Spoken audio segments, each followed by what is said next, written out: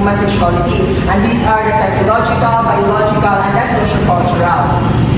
Okay, very good. So, by understanding these different dimensions, it helps us to know our feelings, identities, and to know our boundaries. So, please study the different types of dimension because in the next meeting, we have a quiz. So, did you understand class? Yes, ma'am.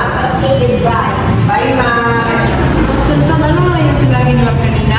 Yung three dimension of human sexuality. Oo, yun. Yung biological, psychological, at socio-cultural. Noted, so may quiz ba tayo bukas? Yes, kaya mag-study tayo. Okay, so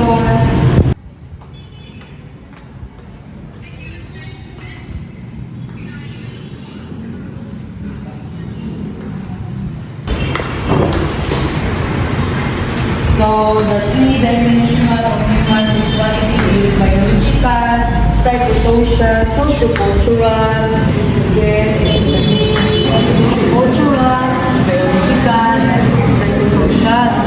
Ito pala yun. Hey guys, have you studied our lesson as TV? Yes, Paul. How about you, ma'am? Ano nga yun? The different types of human sexuality. Yes, the biological, the psychological, and socio-cultural. You're right, Jason. So, good day, class. Good day, ma'am. Did you remember that we have our quiz today? Yes, ma'am. So please get a 1-4 sheet of paper. And before we take our quiz, so please keep your notes and your samples. Okay. The first question is, what is the first dimension of human sexuality?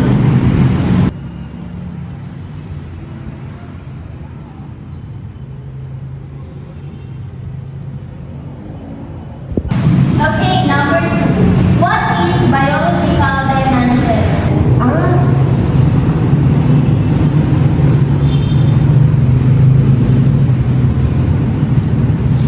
So, number 3, the last number. So, what is the third dimension of human sexuality?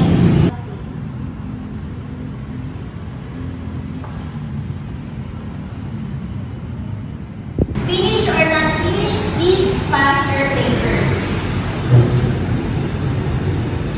Okay, goodbye, class.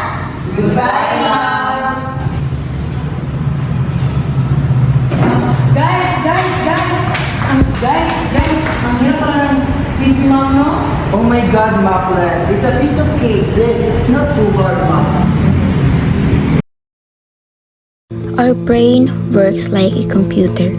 First, we take in information through our senses, like what we see or hear. Then, our brain pays attention to the important parts. That information goes into short-term memory, where we think about it. If we understand it well, it moves in the long-term memory, where we can remember it later. The better we organize and practice the information, the easier it's so to remember and use.